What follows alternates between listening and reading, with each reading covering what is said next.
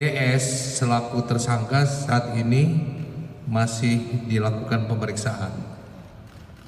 Kalau kita nunggu pemeriksaan sebagai tersangka lagi sampai besok, ya kan? Gitu. Jadi sekali lagi yang bersangkutan masih dilakukan pemeriksaan sebagai tersangka. Ya kita mulai ya. Ya, Pak. Assalamualaikum warahmatullahi wabarakatuh. Selamat malam menjelang pagi, rekan-rekan media yang saya cintai, yang setia menunggu sejak pagi sampai pagi lagi. Langsung aja pada intinya, update penanganan kasus DMT alias DS. Yang pertama kita sampaikan, Saudara DS telah memenuhi panggilan sebagai saksi dan hadir menghadap penyidik Direktorat Siber tadi pagi jam 10. Tentunya dilakukan prokes sebelum dilakukan pemeriksaan, dilakukan swab dulu dan hasilnya negatif. Kemudian setelah itu Saudara DS diperiksa sebagai saksi mulai jam 10.10 sampai dengan tadi pukul 23.30.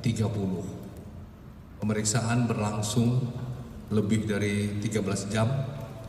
Namun dalam masa pemeriksaan tersebut tentu diselingi waktu isoma ya.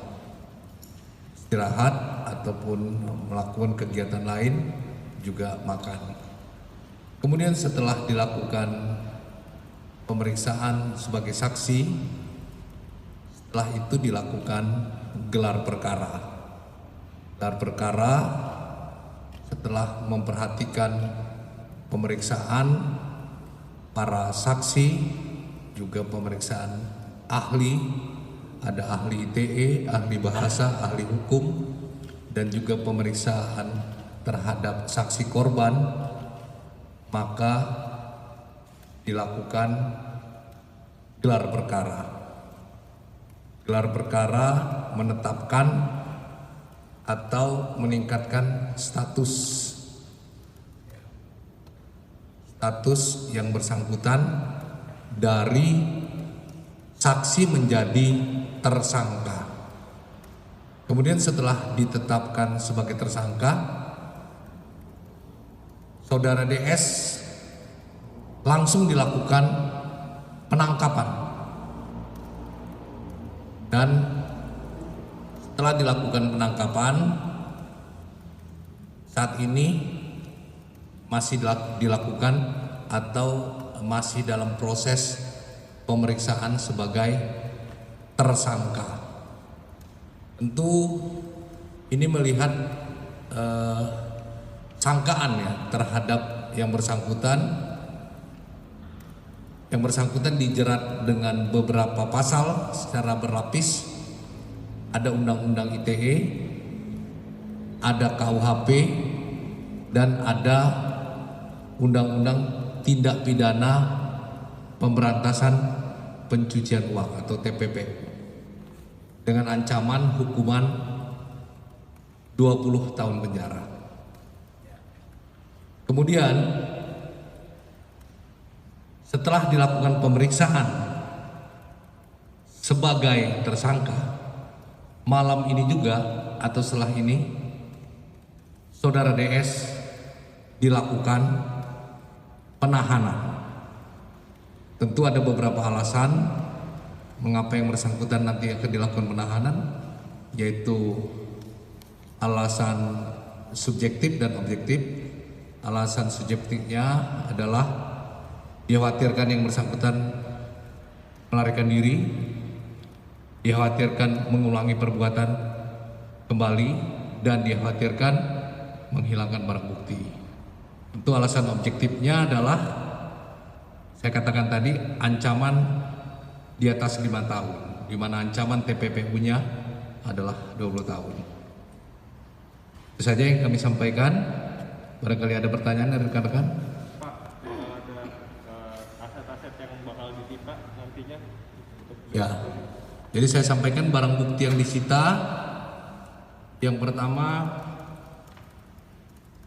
ada handphone jenis iPhone 13 milik tersangka, kemudian akun YouTube dengan nama King Salmanan, kemudian ada 2 akun email yang terkoneksi dengan akun YouTube dan akun Quotex.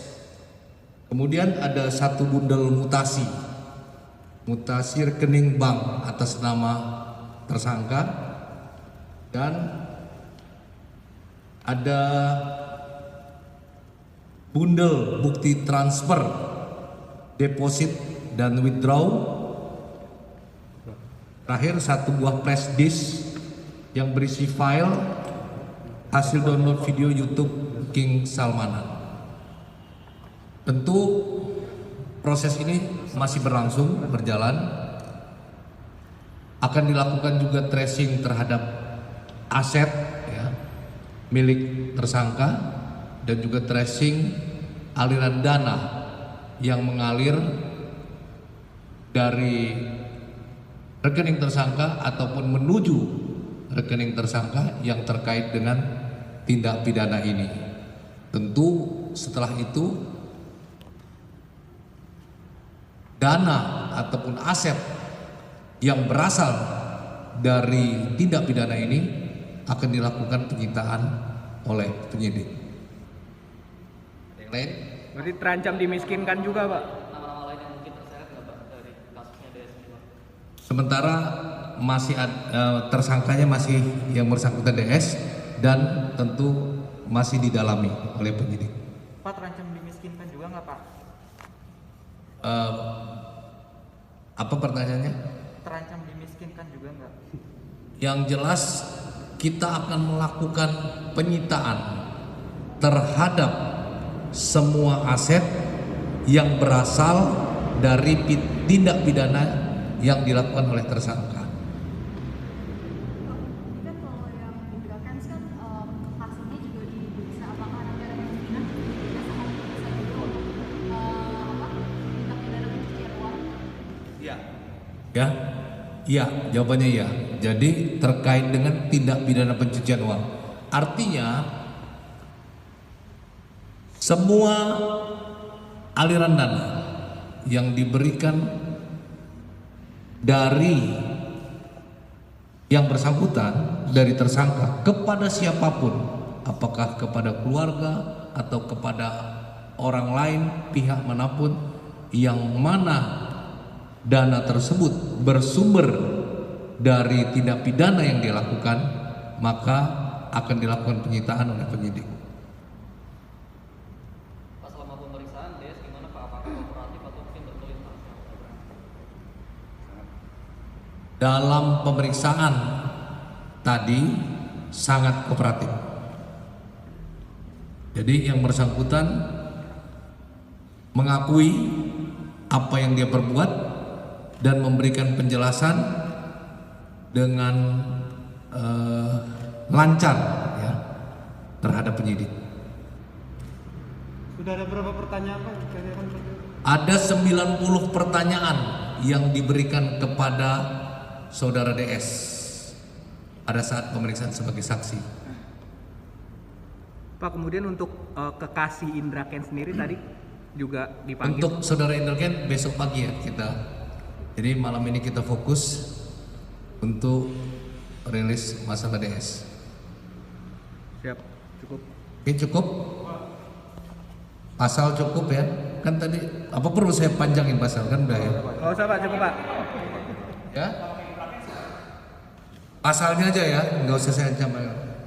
Pasalnya pasal 45 ayat 1 junto pasal 28 ayat 1 Undang-Undang ITE.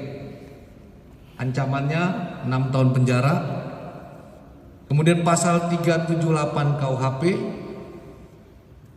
ancaman penjaranya 4 tahun, dan pasal 3 Undang-Undang Nomor 8 Tahun 2010 tentang pencegahan dan pemberantasan tindak pidana pencucian uang dengan ancaman 20 tahun penjara. Ada lagi? Cukup ya? Sekali lagi terima kasih dan mohon maaf teman-teman menunggu. Kita juga ingin cepat. Sekali lagi terima kasih. Wassalamualaikum warahmatullahi wabarakatuh.